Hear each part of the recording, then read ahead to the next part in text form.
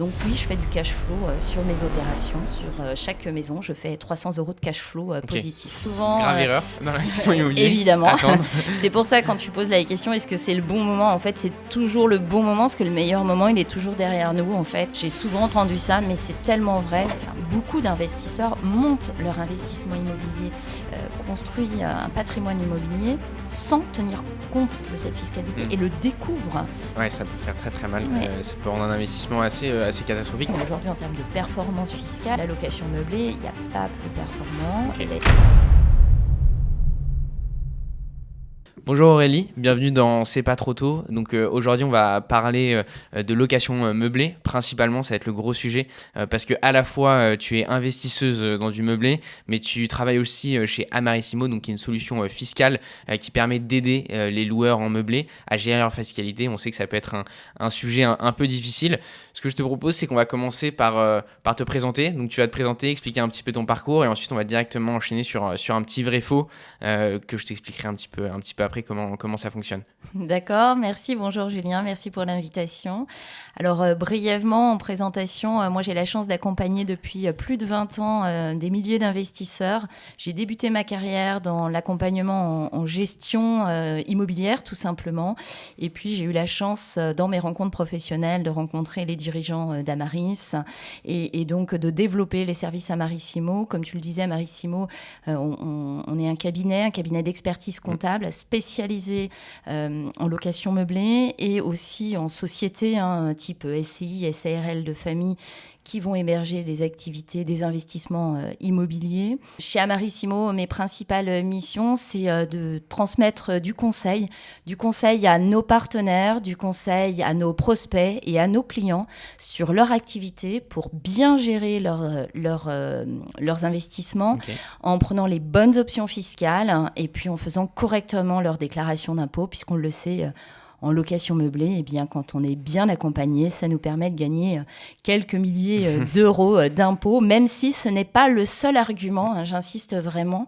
Comme tu le disais, je suis moi-même investisseuse. J'ai aussi fait le choix d'investir en location meublée parce que ça me permet de me garantir, de m'apporter plus de souplesse en tant que propriétaire bailleur, des garanties locatives et puis la possibilité de résilier les baux plus facilement si demain je souhaite vendre un bien ou sortir un locataire.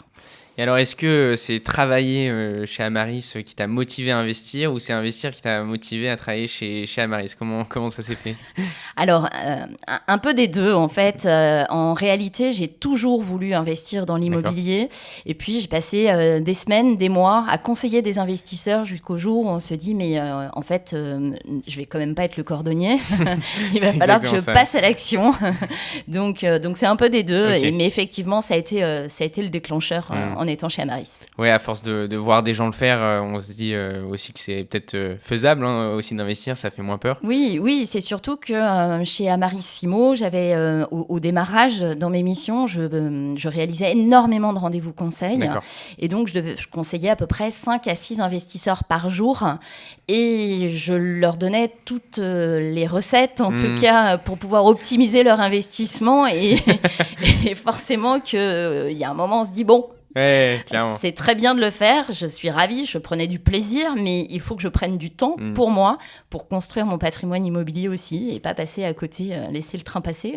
Ouais, je comprends, j'ai un peu vécu la même chose. Moi, avant de monter ImmoCompare, je travaillais en fusion-acquisition. D'accord. Donc, en fait, j'arrivais à un moment pour aider ceux qui avaient créé des boîtes à les vendre. Donc tous les jours je voyais des gens qui étaient là et qui vendaient leurs boîtes et je les conseillais pour vendre et je me suis dit j'aimerais bien faire comme eux. Donc c'est ça aussi qui m'a motivé à lancer ma boîte sur ImmoCompare. Donc je peux comprendre, ça motive et ça donne envie de voir des investisseurs toute la journée. Ce que je te propose, c'est qu'on commence par un vrai faux. Oui, je sais pas si tu as déjà regardé un petit peu si c'est en quoi ça consiste. C'est vraiment pas très compliqué.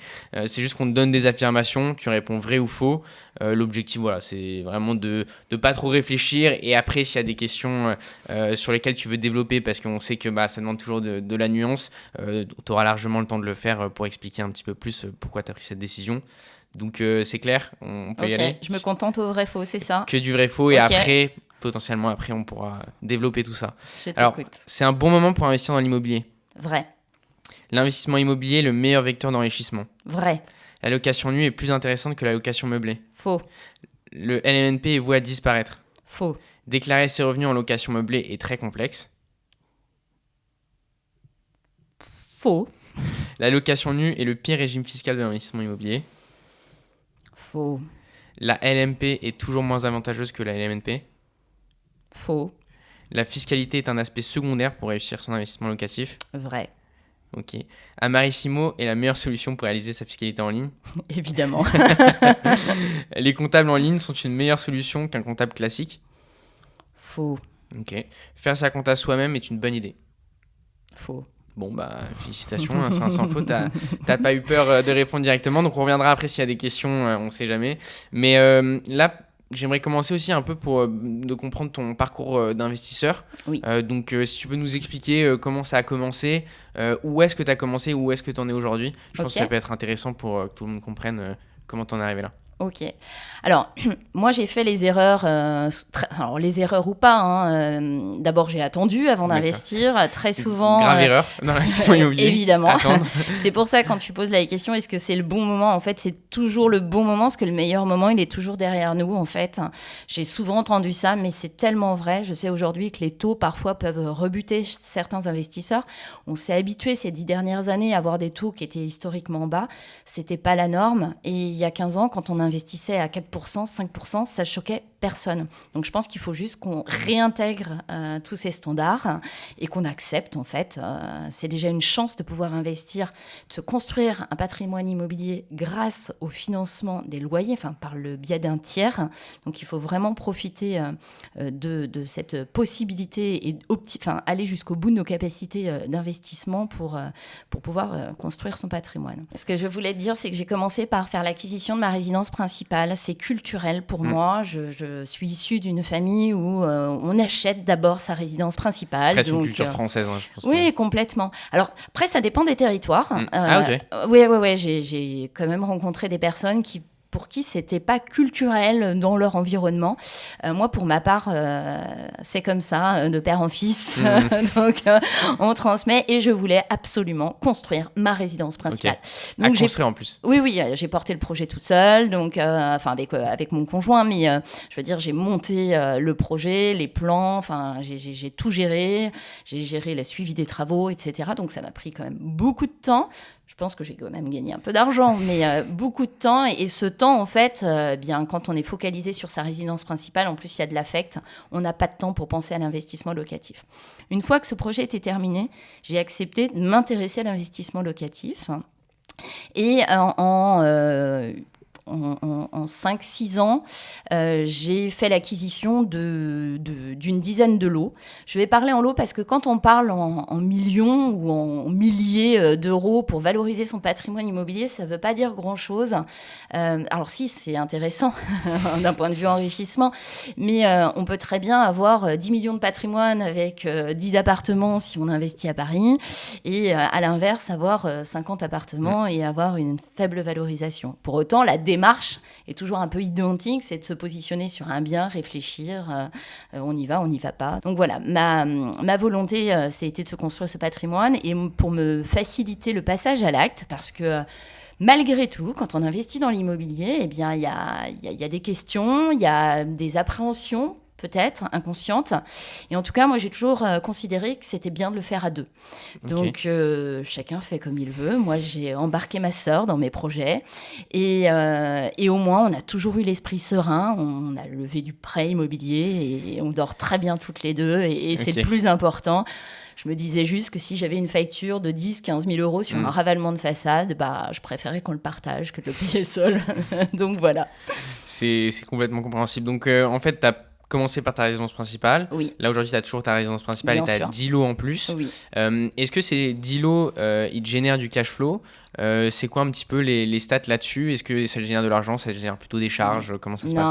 Alors aujourd'hui, j'ai un peu de chance dans la sélection de mes produits immobiliers. D'abord, j'ai investi avant le Covid. Donc, ça m'a permis de trouver de l'immobilier qui n'avait pas subi une inflation très, très forte à l'époque. Et puis, de réaliser des travaux aussi dont le coût des matériaux était un peu moins important qu'aujourd'hui. Donc, j'ai des opérations immobilières qui me génèrent du cash flow. Pour mes appartements, en toute transparence, je dois générer 3 000 euros de loyer. Ce sont des petits appartements. Et puis, c'est surtout qu'on n'est pas sur Paris. Moi, je suis vraiment dans le territoire plutôt ruraux. Ça, c'est un choix aussi parce que les investisseurs s'intéressent tous aux grosses villes, mais personne ne s'intéresse aux territoires ruraux et il n'y a pas assez de logements.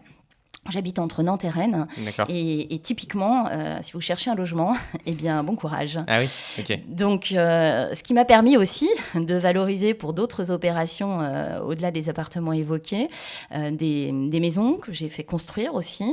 Et sur ces projets immobiliers, j'avais estimé mon loyer à 900 €, mais le manque de logement m'a permis de valoriser à 1 200 €.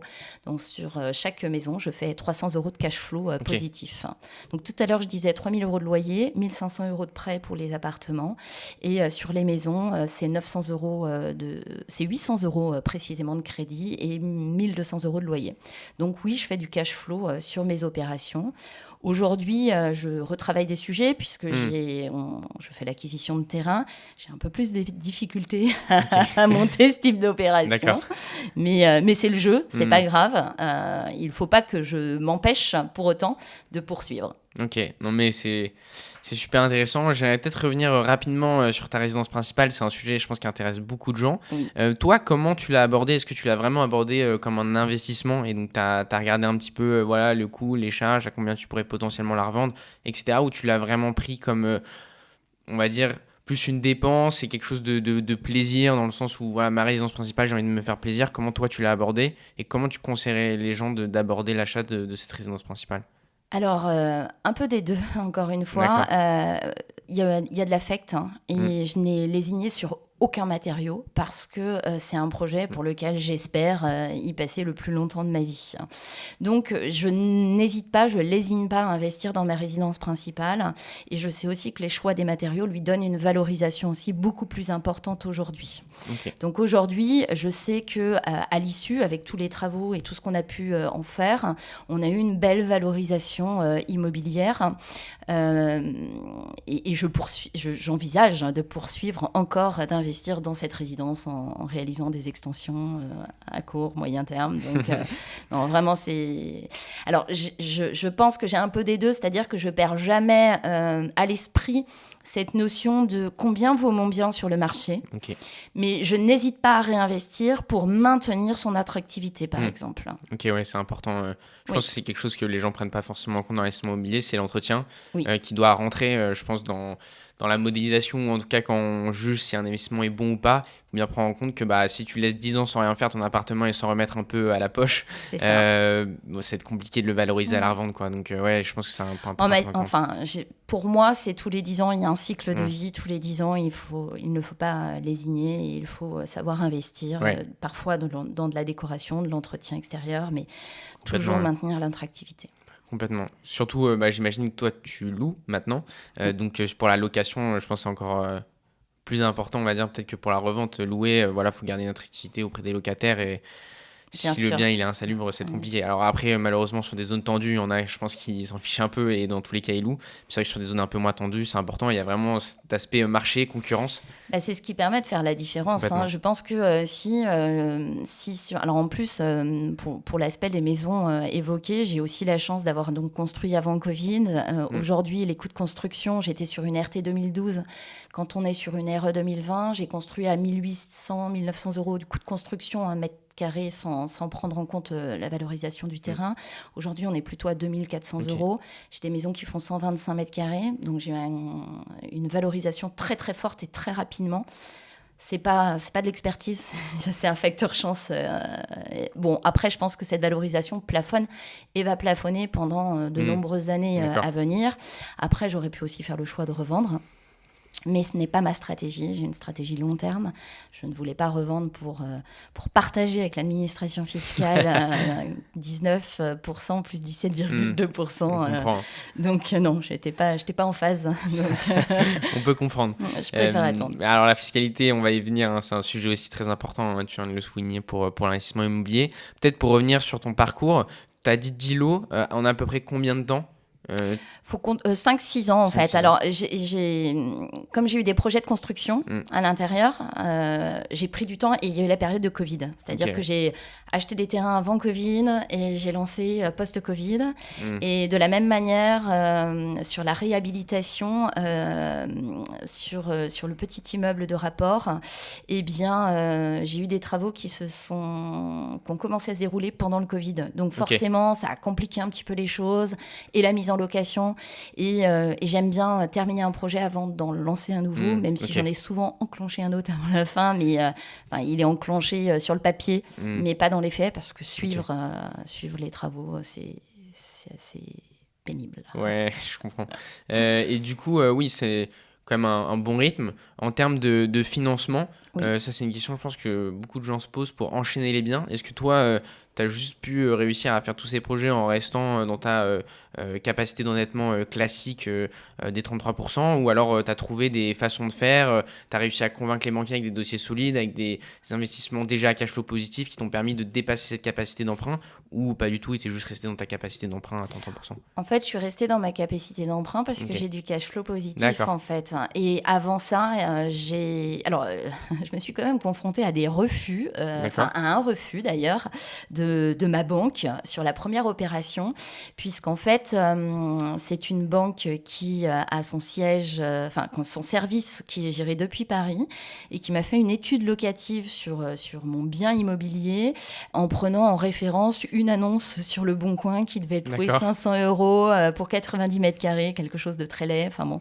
Et donc, ils m'ont fait une étude en me disant, votre projet, il ne tient pas, puisqu'on est à 9 euros, enfin, je sais plus, je crois qu'on sortait sur les studios à 160 euros le loyer mensuel. Alors, je dis, nulle part en France, on a des logements à 160 euros.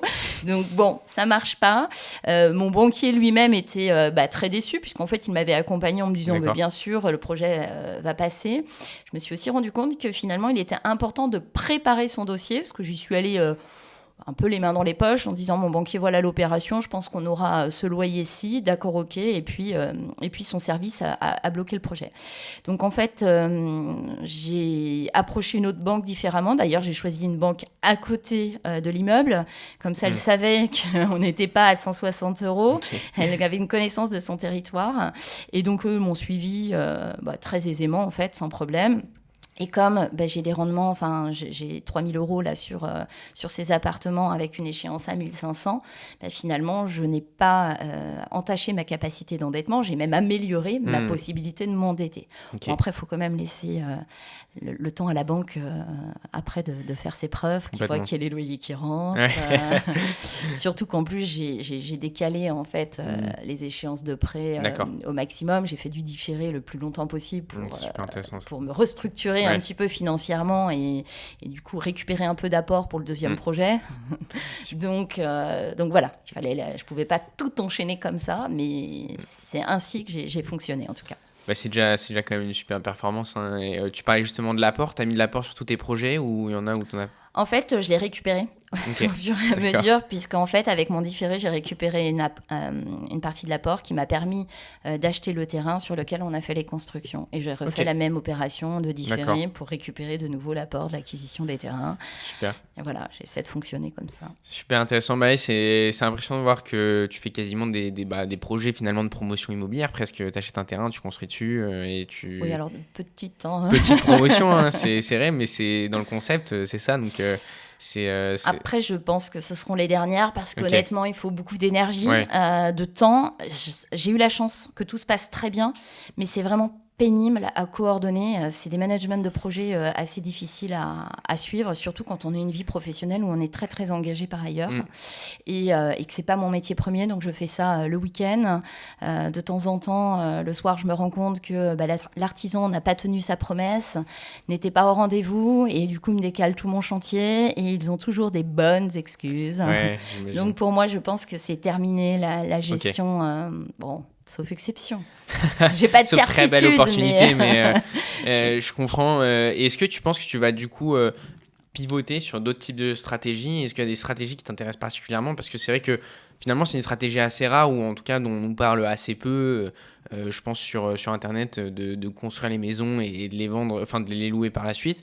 Est-ce que voilà, des stratégies comme la colocation, le studio, le co-living, enfin la courte durée, tout ça, c'est des choses qui t'intéressent, sur lesquelles tu as envie de tester ou pas trop? Alors, le co-living, un peu moins. Y a vraiment des vrais sujets. Je vois qu'il y a des très belles choses qui sont faites. Je travaille avec beaucoup de partenaires, d'ailleurs, qui montent de beaux projets. En revanche, il y a un sujet qui me titille véritablement, c'est celui de la location saisonnière. Ok. Il faut que je passe le cap. Ce sujet revient en boucle un petit peu dans mon cerveau. Notamment, là, j'ai un terrain sur lequel on a un projet. Enfin, il me reste 2 terrains sur lesquels j'ai 2 projets. Et il y en a un pour lequel je veux m'essayer à la location saisonnière. Mais il faut bien lancer les choses. Ça peut être extrêmement rentable. Mais il faut être bien accompagné, il faut bien travailler son sujet. Et bon, après, j'ai la chance d'avoir un réseau avec de bons professionnels qui pourront m'aider sur le sujet. C'est quoi pour toi les points importants sur la location saisonnière que tu identifies comme cruciaux pour bien réussir son investissement en location saisonnière? Alors, pour moi, c'est la différence des prestations qu'on va pouvoir apporter. Et notamment parce que, encore une fois, je n'habite pas Paris, je n'habite pas Nantes non plus. Et ce qu'on me dit, c'est que aujourd'hui, une personne est capable de faire plusieurs kilomètres pour pouvoir louer quelque chose peut-être avec jacuzzi, piscine, dès lors qu'on a des prestations qui sont différenciantes. Et c'est sans doute vers cela que je m'orienterai plutôt que de louer un studio à la nuitée sur Nantes, Rennes ou autre. Apporter un peu une expérience. C'est ça, tout à fait. Il y a pas mal de stratégies qui se lancent là-dessus où ils font faire des love rooms ou des choses, des salles Netflix sur des appartements. C'est vrai que je trouve ça assez intéressant et ça permet vraiment de se différencier sur la courte durée. Après, il y a peut-être des sujets à la revente si vraiment tu fais le bien uniquement pour faire vivre l'expérience. Forcément, pour les gens qui veulent vivre, c'est peut-être un peu plus compliqué. Il faut toujours penser à la réversibilité. Hein. Donc, un bien avec un jacuzzi ou une piscine, je pense que si on veut le revendre, ça va. Clairement. On va peut-être aussi rentrer un peu dans le vif du sujet, qui est la location meublée, parce que toi, tu exploites principalement tes biens en location meublée. Tout en location meublée. Explique-nous pourquoi ce choix. Parce que j'ai tout simplement pas envie de partager avec l'administration fiscale. Je le disais, en fait, ces 10 dernières années, on a eu la chance d'avoir des taux de crédit qui étaient extrêmement faibles, donc très peu de charges à déduire. Tout simplement, si j'avais réalisé mes investissements location vide, j'aurais plafonné, puisqu'en fait, dès la première opération, les impôts que j'étais amenée à payer entachaient beaucoup trop mon effort d'épargne, et donc je pense que j'aurais pu être bloquée très très rapidement. Ok. Très clair. Tout à l'heure, je disais dans la question vrai-faux, la location nue, je ne sais plus quelle était ta question. Est-ce que c'est la pire Est-ce que c'est la pire régime? J'avais pas envie de dire que c'était la pire chose, parce qu'en fait, je me dis qu'il faut toujours... il est préférable de construire un patrimoine immobilier quitte à payer un peu d'impôts. C'est pour ça que ce n'est pas la pire des choses. Mais en soi, si on devait comparer la location vide à la location meublée, et si on tenait compte de l'aspect fiscal... Oui, c'est extrêmement... beaucoup d'investisseurs montent leur investissement immobilier, construisent un patrimoine immobilier sans tenir compte de cette fiscalité et le découvrent. Je suis assez effarée, le nombre de particuliers qui se lancent dans l'aventure et qui découvrent la petite surprise. Et qui ont du mal finalement à l'absorber, cette surprise, hein, parce que quand on est dans une tranche marginale d'imposition à 30% avec 17,2 les revenus fonciers, prélèvements sociaux, ça fait un peu mal. Ouais, ça peut faire très très mal. Ça peut rendre un investissement assez catastrophique, et c'est aussi pour ça qu'on fait cet épisode. Alors après, on va moins parler location nue, parce que déjà, je pense que sur la location meublée, il y a beaucoup de choses à dire. C'est vrai. Donc ok, on écarte la location nue, on va sur la location meublée, on y arrive, on découvre un peu le sujet. Qu'est-ce qu'il y a à savoir un petit peu sur la location meublée en termes de régime fiscal ? Alors, la première chose, quand on fait de la location meublée, il faut savoir qu'on doit immatriculer son activité de location. En fait, on est dans des revenus qui sont des bénéfices industriels et commerciaux. Et quand bien même on n'est pas un loueur en meublé professionnel, parce que c'est souvent la remarque qui nous est transmise, mais vous ne m'avez pas compris, je ne suis pas loueur en meublé professionnel. Donc non, ça n'a rien à voir, c'est bien parce qu'on est dans une catégorie de revenus qui sont des BIC. Donc, dès lors qu'on est en BIC, peu importe l'option fiscale, c'est-à-dire l'option du micro ou l'option du réel. Donc le micro, c'est l'abattement qui est de 30, 50 et peut-être le 71% qui reviendrait. Et le régime réel qui permet de déduire toutes les charges et si je vulgarise les choses, de déduire aussi son achat immobilier, parce que c'est ça le gros intérêt, eh bien, peu importe l'option qu'on choisit, on doit s'immatriculer. Et attention aussi, puisqu'en fait, en fonction de la manière dont on détient le bien, si on est en indivision, si on est un couple pacsé ou si on est en séparation de biens, on est obligatoirement au régime réel. L'option du micro-BIC ne s'applique pas aux loueurs. D'accord. Aux loueurs meublés. Donc ça, c'est une notion très importante. Surtout, je pense à ceux qui font de la location type Airbnb. Donc voilà, ne pas occulter. Si j'avais un conseil, moi, à donner à tous ces investisseurs qui le découvrent souvent sur le tard ou à travers une conversation, un dîner, c'est vraiment, quand on fait de la location meublée, n'hésitez pas à prendre un rendez-vous avec un conseiller en fiscalité immobilière. Faites le point. Je sais que chez Amarissimo, nous, c'est notre grosse force. C'est qu'en fait, on propose des rendez-vous gratuits sur lesquels on explique toutes ces étapes préalables pour le loueur et on détermine avec lui la meilleure option fiscale. Ok. Et en général, on lui annonce plutôt la belle surprise de dire que s'il opte pour le régime réel, il va gagner 3 000, 4 000 euros d'impôts. Donc, Et est-ce que pour toi, c'est l'une des pires erreurs à faire de négliger sa fiscalité quand on se lance dans un investissement immobilier ? Bien sûr, puisqu'en fait, on peut tout remettre en cause. Si on a mal appréhendé la fiscalité, on peut être asphyxié, en fait, tout simplement. Imaginez quelqu'un qui a une TMI à 41-45%. En principe, ce sont plutôt des profils bien accompagnés, mais ne surestimons pas, il arrive malgré tout. Et même parfois, j'ai rencontré des investisseurs qui pourtant avaient des avocats fiscalistes parce qu'ils étaient non-résidents et qu'ils avaient des sociétés à différents endroits, donc avaient besoin d'être accompagnés. Et l'avocat fiscaliste qui conseillait un abattement au régime du micro, parce que cette personne avait moins de 77 700 euros d'impôts. Et donc, il payait une fortune en impôts et prélèvements sociaux, alors qu'en optant pour le régime réel, on supprimait toute cette fiscalité. Ouais. Mais c'est ça qui est intéressant, je pense aussi, et nous, c'est ce qu'on fait chez ImmoCompa. On recommande les solutions de comptabilité et de fiscalité pour l'immobilier. Et c'est vrai que un avocat fiscaliste, s'il n'est pas non plus spécialisé dans ce secteur-là, il peut louper des choses. Alors que d'avoir des cabinets vraiment spécialisés qui font que ça de la journée, qui n'ont que des dossiers immobiliers, ça peut être super intéressant. Et c'est aussi pour ça que quand on compare potentiellement aussi avec des cabinets comptables plus classiques, nous on a discuté avec des comptables plus classiques qui disent quand on a un client qui nous demande de LMNP ou des choses comme ça, on le fait pour lui faire plaisir, mais quelque part, ça nous saoule un peu, quoi.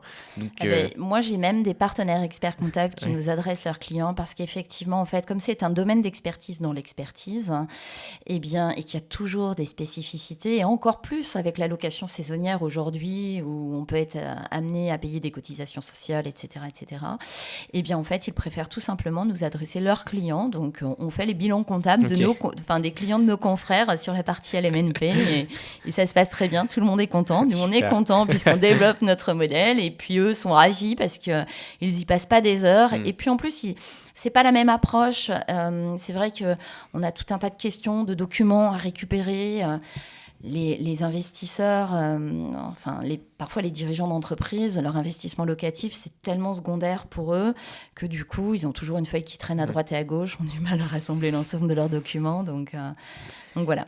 On parlait d'erreurs juste avant. Toi, j'imagine que quand tu t'es lancé, tu n'as peut-être pas fait des erreurs fiscales vu que c'était quand même un peu ton métier. Est-ce que tu as fait d'autres erreurs potentiellement et que tu pourrais éviter aujourd'hui ? Alors, j'ai la chance pour le moment de ne pas rencontrer de difficultés ou de ne pas avoir rencontré de difficultés. Je touche du bois puisqu'en fait... il y a une erreur que j'ai faite, c'est par exemple, je n'ai pas garanti mes loyers impayés pour le moment. Je le sais, je le fais en connaissance de cause parce que j'ai un cash flow positif. Peut-être que je m'en mordrai les doigts, peut-être que c'est un sujet d'ailleurs que je suis en train de traiter pour voir comment je peux l'appréhender, puisqu'en fait, comme ça fonctionne, comme ça marche plutôt bien, que les loyers sont payés par virement, par mes locataires, j'ai pas de situation d'impayé aujourd'hui. Je minimise le risque. D'accord. Pour autant, le risque, il est là et il suffit de 1 ou 2, et notamment sur les maisons à 1 200 €, 2 400 € de loyer en moins. Bon, ça va peut-être changer un petit peu la donne si j'ai des situations d'impayés. Donc voilà, à ce jour, j'ai la chance, mais j'ai peut-être fait une première erreur. Il y a peut-être un sujet là-dessus, mais finalement, tu peux y remédier assez facilement. Tout à fait. Il y a aussi des sujets, peut-être de la garantie visale. Enfin, je suppose potentiellement quelque chose d'intéressant à mettre en place. Oui, je l'ai sur un ou deux dossiers, mais il faut les faire en amont et tous ne sont pas éligibles. Après, il y a des solutions de garantie de loyer impayé, mais là encore, il faut bien sélectionner sa garantie. C'est assez impressionnant que, entre guillemets, tu dises que tu n'as pas fait d'erreur ou que tu n'as pas eu de gros problèmes, surtout sur ce type de projet où on sait que je pense que l'un des vecteurs principaux de sujets sur des investissements immobiliers, c'est les travaux. Alors, quand tu dois rénover quelque chose, ça arrive. Mais alors, quand tu dois construire de rien et de terre, monter une maison, c'est impressionnant. Comment tu fais pour gérer ça et avoir cette expérience Alors, j'ai la chance d'avoir sélectionné des entrepreneurs locaux qui font partie aussi de mon réseau. D'accord. Donc, ce qui aide, en fait, j'ai confiance dans leur travail. Après, j'ai une opération un peu plus éloignée qui est donc en Bretagne. Et là, j'ai fait appel à une autre personne. Alors, pour le coup, c'est elle qui a fait des erreurs et pas moi. D'accord. C'est-à-dire que c'était une personne qui était sous le statut de l'auto-entrepreneur. Ça aurait pu me coûter un peu cher, cette histoire, puisqu'en fait, il n'était pas bien couvert. Je lui ai pas demandé toutes ses assurances décennales. Il m'en a fourni une, mais ce n'était pas la totalité, pas pour tous les corps de métier. Il faisait appel à de la sous-traitance. Il m'a fait un devis sans TVA. D'accord. Parce qu'en fait, il n'avait pas compris qu'il avait dépassé les seuils. Okay. En soi, ça m'arrangeait un peu, je ne vais pas souligner. Forcément, à la fin, ça ne s'est pas très, très bien passé. Il avait du mal à retomber sur son opération. Ça aurait pu mal se passer, mais ça s'est bien passé parce qu'en fait, j'ai appelé les sous-traitants en direct. J'ai repris le lead avec ces sous-traitants qui, du coup, n'étaient pas payés. Je les ai payés en direct. Okay. On a sorti un peu la personne et puis on a finalisé l'opération. Okay. Donc, il y a des obstacles, mais il faut réagir vite. Il faut surtout continuer à créer du lien, essayer de bien comprendre ce qui se passe sur son opération, puisque là, ça aurait pu être dramatique pour le coup.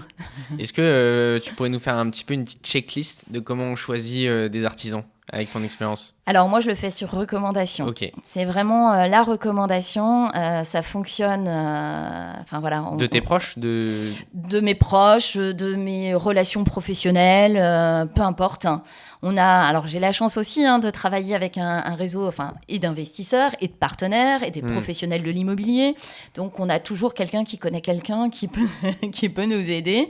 Il témoigne et donc on sait que le travail est sérieux. On a vu nos propres yeux et puis après il faut se lancer. La personne que j'avais recrutée, là où j'ai eu quelques difficultés, on me l'avait recommandé. Okay.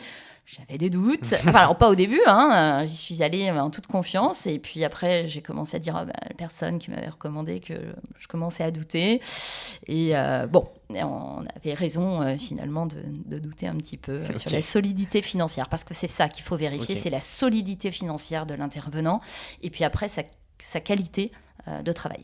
Et comment tu vérifies sa solidité financière? Tu peux lui demander des comptes? Toi, ça t'arrive de le faire ou... Non, moi je ne l'ai jamais fait, mais si on travaille... Si on choisit, par exemple, et qu'on a la chance de travailler dans un cabinet d'expertise comptable et qu'on aurait des artisans dans son réseau, on pourrait peut-être les mandater. D'accord, je vois. Ça permet d'avoir... Ou alors, on arrive à voir aussi, en fonction des sociétés avec qui on travaille, si elles sont la qualité, la manière dont on peut vivre le dirigeant d'entreprise, sa manière de gérer son entreprise. Les comptes, on peut les consulter quand même sur société.com, sur Papers, s'ils sont déposés. Parfois, c'est public, Ça nous donne quelques S'ils éléments. le sont, ça donne des green flags, comme quoi c'est intéressant. Mais en tout cas, oui, je pense que c'est un bon point que tu soulignes. C'est si on veut faire des travaux, on connaît quand même tous quelqu'un dans notre entourage qui a fait des travaux et lui demander alors est-ce que ton artisan s'est bien passé, ça peut être un bon point de départ pour chercher des artisans de qualité. Pour revenir sur la location meublée et sur la fiscalité un petit peu, ok, j'arrive, j'ai pris mon bien, je veux le faire en meublé. C'est quoi un petit peu la première étape que je devrais faire et mettre en place? Donc, ce que je disais, c'est donc prendre un rendez-vous, parce qu'à travers ce rendez-vous, on va expliquer toutes les étapes. C'est d'immatriculer son activité. C'est compliqué, ça? Alors, en soi, Si on est familiarisé avec l'environnement, ça va, hein, c'est très facile. Donc autant vous dire que pour moi, c'est une démarche facile. Pour n'importe quelle personne qui n'utilise pas le jargon du dirigeant d'entreprise avec les codes de la fiscalité, c'est-à-dire BIC, régime réel, TVA, TVA simplifié, enfin tous ces termes qui sont quand même propres au monde de la société, c'est imbuvable. En plus, depuis janvier 2023, on fait ces déclarations depuis le site de l'INPI, en fait, ou le guichet unique. Et donc là, c'est encore plus compliqué puisqu'on demande à l'investisseur s'il a un salarié, par exemple. Alors qu'en fait, l'investisseur, il ne comprend pas qu'on lui pose cette question. En fait, lui, il veut juste immatriculer son activité de location meublée en tant qu'investisseur. Donc voilà, il y a des questions qui portent à confusion. Donc la démarche, elle est gratuite, mais elle est complexe pour l'investisseur. Donc là aussi, moi, je lui conseille de la confier à son expert comptable ou son partenaire, enfin peu importe, mais en tout cas d'être bien accompagné parce que si les options sont mal choisies dès le départ, eh bien il faut tout recommencer, il faut radier. Donc c'est quand on s'immatricule qu'on va choisir ensuite les options, donc si moi je veux être au réel ou etc. Donc c'est un moment quand même un peu important à pas faire à la légère. Tout à fait. Ok. Et sur la déclaration, donc tu disais réel, microbique, plutôt réel, c'est plus intéressant Dans 95% des cas, ça va être le réel. Dans 5%, ce sont plutôt les personnes qui feraient de la location saisonnière. Par exemple, j'ai ma résidence principale et en fait, je fais juste un petit peu de location saisonnière, par exemple pour les Jeux Olympiques, de ma résidence principale à Paris. Là, on ne s'embête pas, on va sur l'abattement du micro-BIC. Ok. On va pas faire une comptabilité pour 15 jours de location. En plus, l'amortissement, etc., ça peut être un peu pénible. Donc, à mon sens, pas trop d'intérêt par rapport à toutes les démarches à fournir pour le gain. Oui, ok. Parce que, en fait, l'avantage du microbique, c'est simplicité. Il y a des revenus, abattement, l'impôt, il se fait très facilement. Oui. Le sujet du LMNP, après, c'est on est au réel.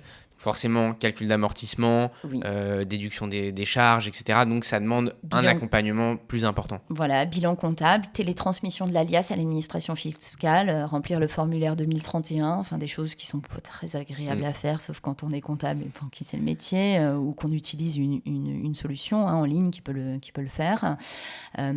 Après, ce qu'il faut surtout comprendre, c'est que quand on loue et qu'on opte pour le régime réel, ce n'est pas la même chose que sur les revenus fonciers. Beaucoup d'investisseurs se trompent d'ailleurs et ils nous font les mêmes calculs, ils déduisent leurs charges alors que tout l'intérêt du régime réel réside dans la capacité à déduire son achat immobilier via l'amortissement. Donc cette possibilité de déduire son achat, c'est exceptionnel, ça gomme entre 60 et parfois 100% des revenus en fonction du rendement. Tout dépend où on a acheté, quel type de produit on a acheté.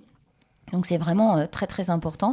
Moi je donnais l'exemple, je donne souvent l'exemple d'une des maisons, coût de construction 240 000, valorisé 360 000, puisque j'expliquais qu'il y avait une valorisation, j'ai eu la chance de profiter de ces évolutions de marché. Location meublée 1 200 €, donc j'ai 14 400 € de revenus locatifs. J'ai en plus moins un prêt, mais au-delà de ça, j'ai 12 200 € d'amortissement. Donc une fois que je déduis ma taxe foncière, je déduis mon assurance propriétaire non occupant, déjà je ne paye pas d'impôt. Donc mes intérêts d'emprunt m'aident pour le coup à venir combler les autres opérations sur lesquelles j'ai un petit peu plus de rendement.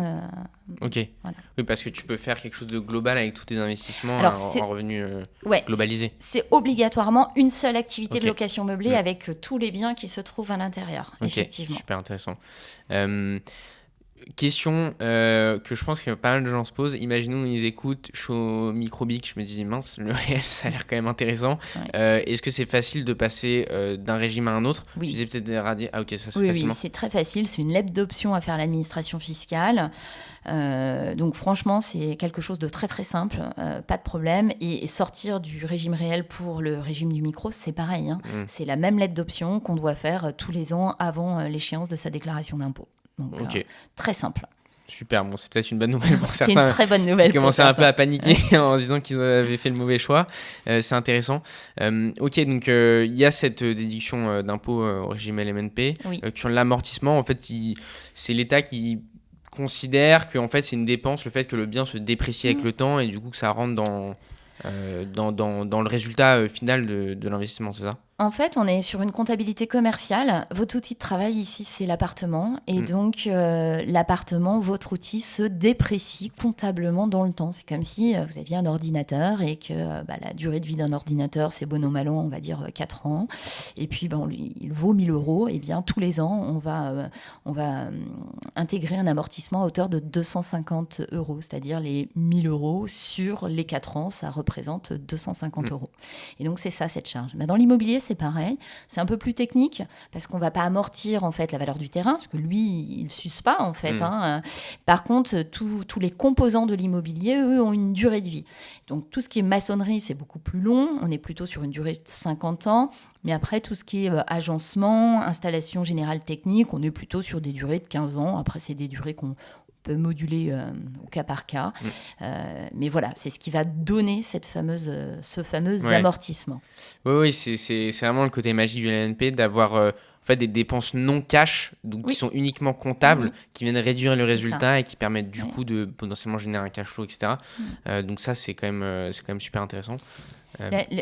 Quand je reprends cet exemple avec la maison de mémoire, alors j'ai pas fait le calcul de tête avant de venir te rencontrer, mais si on était en location vide, à 14 400 euros, on pourrait profiter de l'abattement des 30%. Si on est dans une tranche marginale d'imposition à 30%, de mémoire, ça faisait 4 400 euros d'impôt sur ce bien pour 14 000 euros de revenus. Donc, si on calcule un loyer à 14 400 euros, des revenus locatifs, enfin des échéances de prêt, dessus sur ce bien immobilier plus l'impôt, mais il reste plus rien en fait pour l'investisseur. Donc en soi, là c'est une opération qui est une belle opération, il n'y a pas d'effort d'épargne, mais très souvent l'investisseur il a aussi de l'effort d'épargne à faire. Ça reste rare les opérations avec du cash flow, enfin en tout cas encore plus aujourd'hui. Donc si on fait un achat immobilier aujourd'hui, qu'on achète avec une échéance de prêt à 1 000 euros, un loyer qui est à 800 et en plus derrière on rajoute 400 euros, ça veut dire qu'on a un effort d'épargne de 600 euros par mois. C'est difficile, on est vite bloqué en fait. Ouais, c'est le jour et la nuit, clairement. C'est ça. Et ok, bon bah c'est clair. Là, je suis au régime LMNP réel. Je me fais accompagner pour la comptabilité, etc. J'entends parler du LMP, donc location meublée professionnelle. Je me demande si c'est pas mon cas, ça m'inquiète. Est-ce que tu peux nous expliquer un petit peu comment ça se passe, à quel moment je passe en LMP, qu'est-ce que je risque si je le fais pas et que je reste en LMNP, voilà un petit peu débroussailler tout ça. Alors, pour être loueur en meublé professionnel, il faut déjà réunir 2 conditions. C'est pas l'une ou l'autre, c'est 2, c'est au moins avoir 23 000 euros et que ces revenus soient la source essentielle des revenus du foyer. Donc ça veut dire que si j'ai 24 000 euros de revenus et que je n'ai pas d'autres revenus à l'intérieur de mon foyer, oui, je suis un loueur en meublé professionnel. Qu'est-ce que ça va impliquer ? Ça va impliquer que je vais être obligée de cotiser, d'avoir des cotisations sociales qui vont être calculées sur la base de mon résultat. En principe, je suis au régime réel puisque je suis bien accompagnée, j'ai compris que je n'allais pas payer d'impôts. Et bien là, on va avoir les cotisations minimales qui sont de 1 200 euros, alors c'est un petit peu moins, 1 200 euros par an et qui permet de cotiser à 3 trimestres de retraite et bénéficier d'une couverture sociale. Okay. Bon, ça, c'est si on est salarié, parce que si on est dirigeant d'entreprise par ailleurs et qu'on est déjà un TNS, travailleur non salarié, eh bien en fait, le pourcentage va se calculer sur le résultat et comme on a 0, bon, ça ne va pas changer grand-chose. D'accord, ok. Après, l'exemple, les loueurs en meublé professionnel, aujourd'hui chez Amarissimo, on a un petit peu plus de 30 000 lots. On a très très peu de loueurs en meublé professionnel. C'est une minorité, puisque quand on génère plus de revenus locatifs que de revenus d'activité, c'est déjà, il y a eu un moment, il a fallu avoir une belle capacité d'épargne, ou alors on a eu la chance d'avoir une transmission de patrimoine qui nous a permis de... Non, mais oui, en effet. Donc ça reste très rare. Ok, super intéressant. Et ce n'est pas forcément une mauvaise nouvelle. On a aussi la possibilité de bénéficier d'exonération de plus-value si on a un statut de loueur en meublé professionnel depuis au moins 5 ans, sous réserve d'avoir un chiffre d'affaires inférieur à 90 000 euros. Donc voilà, ce n'est pas qu'une mauvaise nouvelle. C'est là encore du cas par cas. Et puis j'ai presque envie de dire que des fois, c'est des situations qu'on peut aussi peut-être choisir. Alors pas toujours, mais qu'on peut peut-être choisir. Et si on n'a pas envie de vendre sous le statut du loueur en meublé professionnel, eh bien, est-ce qu'on n'a pas intérêt à attendre un petit peu et puis se repositionner en loueur en meublé non professionnel et être sur la plus-value des particuliers plutôt que sur la plus-value des professionnels. Ok, Voilà. super. Très clair. Avant d'aller sur une autre partie, on va dire la location meublée, sur la location meublée avec une entreprise, donc sujet qu'on va aborder un petit peu après, j'aimerais bien, parce qu'on parlait des charges, et justement tu parlais des cotisations potentiellement LMP, Mhm. je pense que c'est un sujet qui est souvent trop sous-estimé par les primo-accédants ou les néo-investisseurs qui vont pas comprendre toutes les charges à payer une fois qu'on investit dans de la location meublée. Toi, est-ce que tu pourrais nous faire une liste un petit peu qui a quand même beaucoup d'investissements en location meublée, la liste à la fin de l'année, toutes les charges que tu dois payer qui sont liées à ton investissement, au-delà de l'emprunt? Eh bien, au-delà de l'emprunt, j'ai essentiellement ma taxe foncière et ma cotisation foncière des entreprises. Ok, Puisque quand on fait de la location meublée, on a cette fameuse cotisation foncière des entreprises en Suisse. J'ai des locaux sur lesquels j'ai des parties communes, donc j'ai un peu d'électricité et d'entretien. Mais en fait, je récupère auprès de mon locataire. J'en ai une petite partie que d'accord. je conserve. Mais en réalité, j'ai pas beaucoup de charges. Alors Ok, moi, je suis sur de la location meublée destinée à l'habitation. Si je me lance demain dans de la location saisonnière, je vais conserver tous mes abonnements à ma charge. En location saisonnière, on a mm, aussi son électricité, son eau, etc., etc. Mais on n'a pas tant d'autres charges ok. autrement en tant qu'investisseur. Alors, est-ce que tu payes quand même un comptable, toi, ou du coup, vu que tu es chez Amarissimo, tu bénéficies d'un Alors accompagnement moi, gratuit? j'utilise l'outil de gestion Ok, d'Amarissimo. On a un outil en ligne, d'accord. comme ça, j'embête pas nos équipes en Ok, production comptable. Et puis, je fais moi-même mon bilan comptable ok, d'accord. avec notre solution Amarissimo Solo. Ok, d'accord, Voilà, ça marche. Donc, c'est c'est un relativement petit... simple. Ok, d'accord. T'as des assurances ou pas que tu payes potentiellement, je sais pas, des assurances PNO, des... Ah oui, pardon, je ne l'ai pas évoqué. Oui, oui, bien sûr, j'ai l'assurance propriétaire non occupant. Après, Je pensais l'avoir dit. c'est un petit peu... bon, c'est pas non plus un gros budget, mais... Non, c'est pas un gros budget. Pour les appartements, je suis à 99 euros. Pour les maisons, un petit peu plus. Sur les maisons, c'est pas obligatoire. ok, D'ailleurs, sur aucun de mes biens, parce que je n'ai pas de bien en copropriété. d'accord. Donc, je pourrais m'en affranchir, mais par mesure de sécurité, surtout quand on fait de la location meublée. Si j'ai des sinistres, dégâts des eaux avec le mobilier, je sais que l'assurance multirisque habitation peut plus Hmm, facilement botter en touche. ok, Donc, je préfère être bien couverte. Puis, bon, je n'ai pas donc de syndic à l'intérieur. Donc, ouais. je préfère être bien couverte sur cette partie-ci. Et toi, pas de frais de gestion locative? Non, je gère encore toute seule. Ok. Je sais pas combien de temps. J'ai pas eu la chance de trouver de bons partenaires Ok. sur la gestion locative. On a un comparatif, donc on te redirigera. Non, véritablement. Alors surtout sur les locations, sur les contrats de location, comme mon Ouais. domaine d'expertise, eh bien c'est l'envie, enfin c'est toute la partie juridique. Mm. Régulièrement, j'ai malheureusement rencontré des petits acteurs qui étaient peut-être pas très professionnels aussi ou D'accord. qui débutaient et du Mm. coup ça m'a un petit peu vite agacée. Ok. Oui, tu dois être une cliente Mais exigeante sur le sujet. oui, c'est ça. Mais je cherche un partenaire Ok. pour Activement, m'accompagner. pour déléguer. Ouais. Ok. Donc là, malheureusement, sur le territoire où je suis, pour les biens qui sont à distance, Mm. parce que les biens assez proches, pour le moment, j'ai encore envie de les garder. Ok. Mais pour mes biens à distance, je veux travailler effectivement avec un partenaire. Mais malheureusement, les agences immobilières ont fermé. Celles avec qui, Ouais. les dernières avec qui j'ai réussi à trouver une bonne collaboration, parce qu'il y a quand même plein de gens sérieux et qui sont bons, ont malheureusement subi un peu la crise. Bah, c'est terrible là, quand on se balade dans Paris un petit peu. Dès que je vois un fonds de commerce qui est en train de fermer ou qui est en train de changer de propriétaire, je vois l'ancienne pancarte, soit un agent immobilier, soit un courtier. Enfin, voilà, en ce moment, c'est pas fun à ce niveau-là. Non. Mais bon. Tous ceux qui n'avaient pas de portefeuille de gestion Mm. locative ont plus de difficultés. Et puis là encore, ça va dépendre des territoires. On n'est pas tous égaux. Mais, Complètement. Du coup, pour résumer un petit peu, donc on va dire, je pense qu'il y a deux types de charges concrètement sur la location meublée, si j'ai bien compris. Donc on va avoir la location, les charges obligatoires. Oui. Donc là, on va avoir taxe foncière, assurance PNO, alors pas tout le temps, mais si on est en copropriété, c'est Oui. essentiel. Si on est en Oui. copropriété, on a aussi les frais de copropriété. Oui.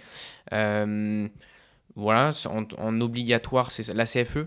Et la cotisation foncière des entreprises qui est très souvent oubliée. Oui, clairement. Dans le Et conseil. qui a un budget qui est... Alors là, ça va dépendre encore des territoires, C'est un peu puisqu'en complexe. fait, le calcul est validé par... la définition des taux est validée par les communautés de communes et décidée en conseil municipal. Donc, il y a des territoires où on a les cotisations minimales, d'autres, Ouais, ok. c'est un peu plus important. Nous, on recommande toujours d'estimer à minimum de 120 euros 227 je crois, de sorte à avoir quelque chose Ok, d'accord. de prudent dans son prévisionnel. Donc taxe foncière, CFE, charges de copro et assurance PNO si on est en copropriété. C'est ça. Et ensuite, on va avoir des charges qui sont moins régulières, mais quand même, tu l'as cité tout à l'heure, des charges d'entretien du bien Oui. et potentiellement aussi des gros frais ponctuels. Donc tu l'as dit tout à l'heure, ça t'inquiétait, par exemple les ravalements de façade. Donc ça aussi, potentiellement, ça peut arriver. Bien sûr. Donc ça, c'est les frais vraiment obligatoires. Et ensuite, pour on va dire des frais plus confort, on va avoir frais de gestion locative et frais de comptabilité, mais qui peuvent être quand même assez primordiaux quand même sur les frais de comptabilité. Je pense que c'est... Et puis après, alors les frais de comptabilité, si on adhère à un centre de gestion agréé et qu'on paye de l'impôt sur le revenu et qu'on n'est pas en indivision, on peut se faire rembourser 2/3 des frais de comptabilité.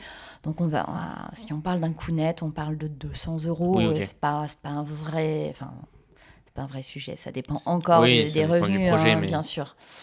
Ok, super. Et puis après, on a, en tant que propriétaire, toujours une petite facture, toujours un petit quelque chose qu'on n'a pas prévu, les frais d'agence. Si on passe par une agence pour la recherche du locataire, on va avoir, on a souvent une petite chose, notamment. Alors après, c'est plus dans la gestion, je dirais, et parce que c'est à la sortie des locataires, c'est assez fréquent d'avoir. Il manque un verre, on a perdu des fourchettes, couteaux. Il faut être vigilant, puisqu'en fait, si on commence à être assez laxiste dès le départ, au bout de 2-3 locations, il ne nous reste plus rien à l'intérieur. Hein, donc, ça peut entacher un peu la rentabilité. Donc, bon, c'est pas le coup, mais c'est surtout, même pour l'attractivité du bien, en fait. On loue quelque chose en meublé, si on a des couteaux, des couverts dépareillés, ça donne... Enfin, voilà, ça fait... Sur la dégradation du mobilier, toi, du coup, ça fait à peu près 5-6 ans que tu exploites voilà, une machine à laver qui est cassée, des choses comme ça. C'est aussi un coût quand même qui est non négligeable Alors moi, je ne fournis pas de machine à laver. Hein. Je respecte la liste scrupuleuse du mobilier obligatoire. Pour les studios, je suis allée au-delà. Au-delà dans le sens où je n'ai pas lésiné à mettre un cadre sur les murs pour vraiment donner un effet, alors ce qu'on appelle souvent l'effet waouh, mais je trouve ça vraiment important. Je sais que les agences immobilières, quand elles font visiter le bien, elles me disent que les locataires se sentent bien dès qu'ils poussent la porte. Donc ça, c'est hyper important. Après, plus ou moins, ils sont plus ou moins je sais pas si c'est soigneux, plus ou moins. Ça dépend des locataires. Parfois, on retrouve des trous de cigarettes dans les canapés. C'est un peu vexant. Des lampes qui ont été coloriées par des enfants. C'est un peu vexant, mais ça fait partie du jeu, en fait. Faut accepter. Une lampe, ça coûte une trentaine d'euros. C'est pas très grave. Si elle m'a permis de trouver un locataire plus facilement, faut accepter que... Clairement. Voilà, remplacer. Tant pis. Bon, super clair pour les charges. Si maintenant, on voulait parler un petit peu, donc en effet, on peut faire de la location meublée à titre individuel, donc avec la LMNP. Est-ce que je peux le faire en société et bénéficier des mêmes avantages Comment ça se passe? Par exemple, on sait qu'il y a de la SCI, la SARL de famille. Dans quel cas ça peut être intéressant d'utiliser ces structures-là? Alors, la société civile immobilière, c'est déjà un premier réflexe quand on veut investir. Souvent, on envisage de constituer une société civile immobilière. Pour autant, c'est incompatible avec la location meublée. Si on est en SCI, alors la SCI à l'IR dans sa forme la plus classique, on est à l'impôt sur le revenu. Ça veut donc dire que à l'intérieur, on est censé avoir des revenus fonciers, donc location vide. Si on a des revenus de location meublée, on est en bénéfices industriels et commerciaux et notre SCI bascule à l'impôt sur les sociétés. Donc c'est possible, ça fonctionne. La fiscalité va être un peu la même, sauf qu'à la sortie, on va être sur la plus-value de la société à l'IS. Donc on va avoir une taxation entre la vente et la valeur nette comptable. Donc si on a amorti 100% de son bien, on a une forte fiscalité à la sortie. Donc la SCI n'est pas tout à fait adaptée à la location meublée. En revanche, si on veut créer une société, déjà il faut vraiment que ça réponde à un objectif. C'est super important. Aucun intérêt de créer une société pour créer une société. On l'a vu, la location meublée nous offre les avantages de la comptabilité d'une société commerciale, avec la simplicité en fait de le détenir en nom propre. Donc faisons simple. En revanche, si pour plusieurs raisons, parce qu'on a envie d'associer nos enfants, qu'on veut transmettre, etc., la forme la plus adaptée serait la SARL de famille. Donc, si on détient un bien via une SCI et qu'on veut faire de la location meublée, on peut aussi modifier cette SCI en SARL de famille. On modifie la forme juridique, ça c'est tout à fait possible. Ça coûte un petit peu d'argent, mais D'accord. ça reste dérisoire par rapport aux gains et aux avantages que ça peut avoir derrière. Particularité aussi sur la SARL de famille, il faut bien être accompagné sur le choix du gérant, sur ce qu'on envisage de faire, si on envisage de démembrer ou pas. Donc ça, c'est vraiment des sujets qui doivent être évoqués Ok. au moment soit de la constitution, soit de la gestion comptable au fil de l'eau avec son expert comptable. Très intéressant. Du coup, pour résumer, entre LMNP, on va dire, et SCI à l'IS, la différence, elle se joue surtout dans la taxation de la plus-value. C'est ça, Et tout à donc là, fait. c'est moins intéressant sur la SCI. Aujourd'hui, en LMNP, on est encore sur la plus-value des particuliers. Je dis encore parce que ce serait pas choquant que ça change, mais on est toujours sur des abattements pour durée de détention. Ok. Donc je me dis que même si on réintégrait les amortissements dans le calcul de la plus-value, passer 22 ans ou 30 ans de détention, enfin 22 ans on n'a plus d'impôt sur la plus-value, 30 ans on n'a plus de prélèvements sociaux sur la plus-value, donc ça ne changerait pas grand-chose, versus la SCI à l'IS. En général, ces biens-là ne sont pas faits pour être vendus, donc l'idée c'est vraiment de conserver le patrimoine, et le jour où on vend, on sait qu'il y a une forte fiscalité, et au-delà de ça, c'est surtout l'argent, elle est dans cette société. Alors en location meublée, on jouit des revenus comme on veut. En location meublée, dans l'exemple que je donne, par exemple, des 14 400 € de revenus locatifs, si j'ai pas de prêt, cet argent, il est dans ma SCI, mais j'ai des amortissements à hauteur de 12 200, j'ai une taxe foncière, j'ai la PNO, j'arrive à 0. Malgré que j'ai de l'argent dans ma SCI, je peux pas le sortir parce que mon résultat comptable est à 0. Donc pas de dividende. Donc je ne peux pas me sortir de dividende. Ouais. Et imaginons que j'ai passé 100% de mes amortissements, ça fait 50 ans que je détiens mon bien, et bien quand je vais vouloir me sortir à hauteur de mon résultat, je vais avoir une flat tax à hauteur de 30%. Okay. Donc voilà, il faut le faire en pleine conscience, avoir bien compris. Pourtant, je ne suis pas en train de dire que la SCI à l'IS n'est pas bien, mais aujourd'hui, en termes de performance fiscale, la location meublée, il n'y a pas plus performant. Et la SCI à l'IS, c'est plutôt fait souvent pour des immeubles de rapport, de l'immobilier professionnel. Ok. Non, mais peut-être pour revenir et expliquer un petit peu cet aspect de valeur nette comptable, c'est que du coup, quand ça se déprécie, forcément, la société va estimer aussi que ton bien va au moins cher. Et du coup, sauf que sur le marché, c'est pas forcément le cas. Non. Donc du coup, quand tu le vends, par exemple, si tu as tout amorti et considéré que ton bien il vaut 0, sauf que tu vas le vendre 300 000, et du coup, ta valeur, ta plus-value, c'est 300 000. C'est ça, tu vas être taxé sur 300 000. Voilà. Alors que si on est sur du personnel, donc particulier, il va prendre plutôt la valeur d'achat.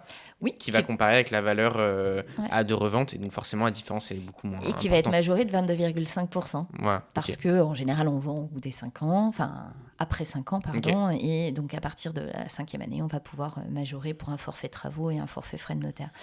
Donc oui, dans ces cas-là... Très clair. Et la SARL de famille, du coup, c'est l'avantage, c'est on peut la faire uniquement si on est avec notre famille, j'imagine, associé avec notre famille. Tout à fait. Et là, l'avantage, c'est que du coup, c'est pas du tout la même impôt sur la plus-value, ça. En fait, on reste sur le statut du LMNP finalement. Donc parce qu'on est dans une société qui a l'impôt sur le revenu. Donc oui, on a des associés dans une société, elle a l'impôt sur le revenu. Les revenus, ce sont des BIC, de sources de location meublée.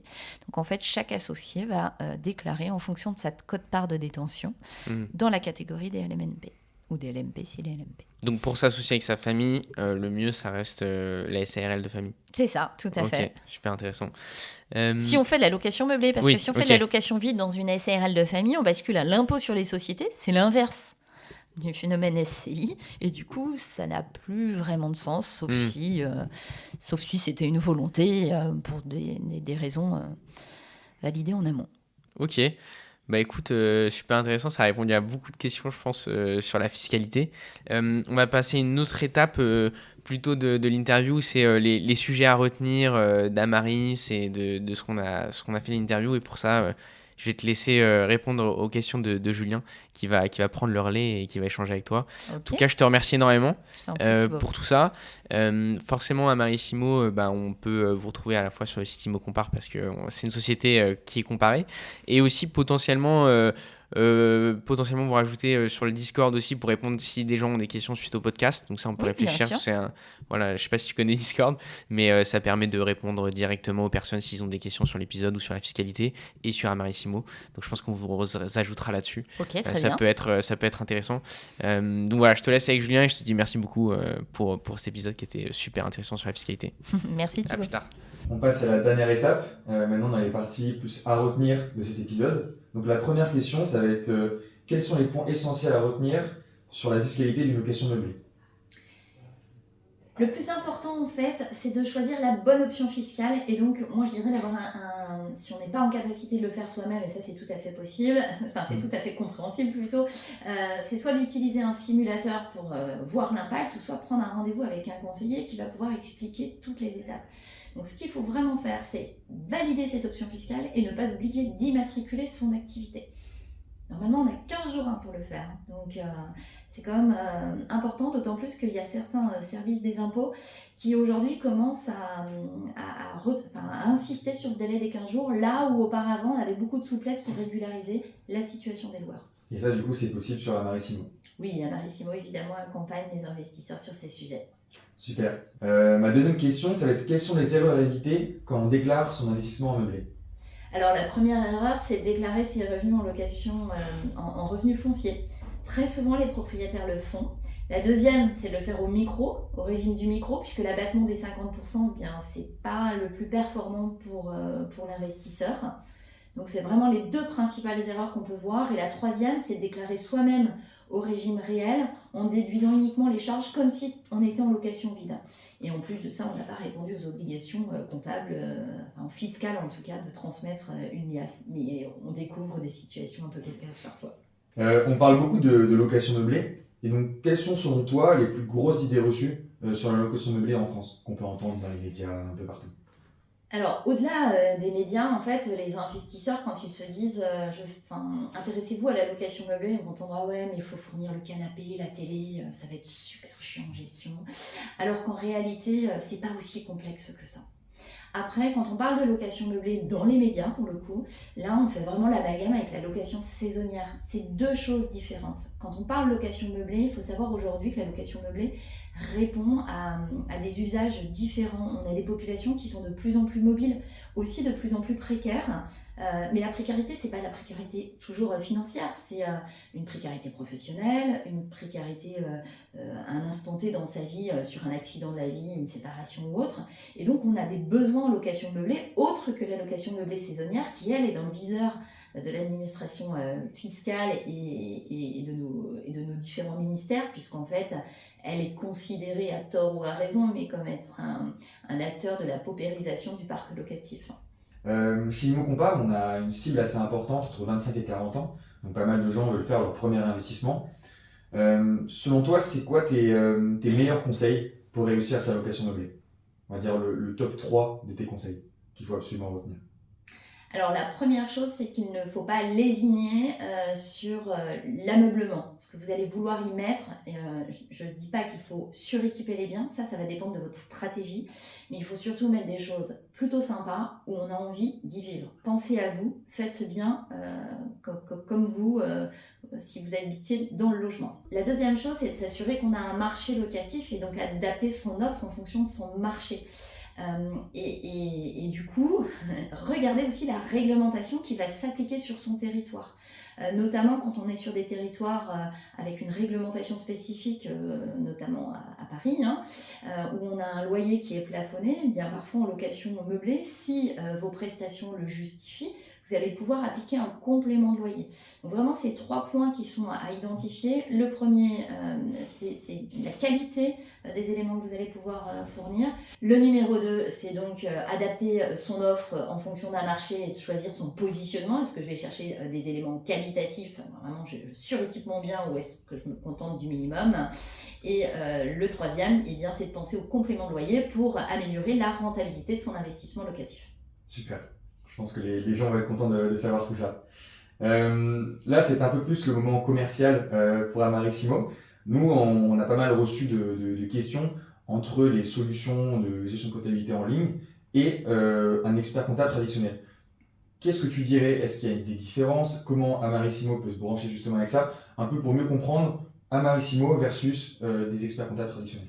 Alors, il faut savoir, et je le disais tout à l'heure, en fait, les experts comptables traditionnels n'aiment pas forcément traiter les bilans et les MNP. C'est pas leur cœur de métier. Ils préfèrent accompagner une dirigeant d'entreprise et se poser des questions un petit peu plus complexes sur de montage autres. Ça veut donc dire que ce sujet, il est souvent boudé chez eux. Parfois même, on a des experts comptables qui vont préconiser l'abattement du micro-BIC pour leurs clients. Ils nous le disent, c'est pas la meilleure option, mais moi, j'ai pas le temps de le traiter. Et puis parce que c'est vraiment un domaine d'expertise dont l'expertise, en fait, il y a tellement de spécificités qu'ils y passent un temps fou pour pouvoir faire un bilan comptable. Et donc, dans ces cas-là, et c'est normal, hein, ils valorisent leur temps. Et donc, ça peut coûter cher à l'investisseur. Chez Amarissimo, on a la chance en fait d'avoir toute cette expertise en interne. On a quand même 80-85 collaborateurs aujourd'hui au sein de cette structure qui maîtrisent parfaitement sur le bout des doigts le régime de la location meublée et qui peuvent accompagner ces investisseurs. Donc le fait d'avoir autant de clients nous aide dans notre productivité et nous permet d'avoir un tarif plus compétitif. Après, on a aussi des solutions pour ceux qui cherchent uniquement du prix et qui ont envie d'être autonomes. On a des solutions outils où la personne peut gérer elle-même sa déclaration. C'est relativement simple, il suffit de saisir tout simplement ses charges, ses dépenses, paramétrer les éléments et ça télétransmet la liasse fiscale. Après, comme on parle d'un sujet de fiscalité, c'est surtout un sujet de réassurance. Certains ont besoin d'être accompagnés et ça s'entend. Et parce qu'on a peur du contrôle fiscal, on préfère être accompagné, on préfère déléguer. Ça, c'est du cas par cas et on a des solutions qui s'adaptent en fonction des besoins. Super. Donc là, on arrive à la fin de l'interview. On pense que là, avec cette interview-là, beaucoup de gens vont vouloir rejoindre Amarissimo. Quels sont les futurs projets de développement chez Amarissimo en ce moment? Alors, ou la vision en tout cas que tu as en tant que directrice des partenariats? Chez Amarissimo, on est un expert comptable spécialisé dans l'immobilier, mais on est plus qu'un expert comptable spécialisé dans l'immobilier. Je pense qu'on est des experts de la location meublée et notre volonté, c'est de vous apporter encore plus de conseils sur ces activités là, mais l'activité c'est aussi peut-être la fourniture demain d'outils pour générer votre contrat de location, c'est vous aider à augmenter votre loyer, à vous donner tous les tips, faire attention dans la sélection de vos candidats locataires. Donc on veut vraiment développer le conseil sur ces sujets. Super, merci beaucoup Aurélie pour ton temps. On était super contente de t'accueillir dans nos bureaux d'ImmoCompare. Merci. Et merci à tous les gens qui nous ont écoutés sur C'est pas trop tôt. Merci, à bientôt.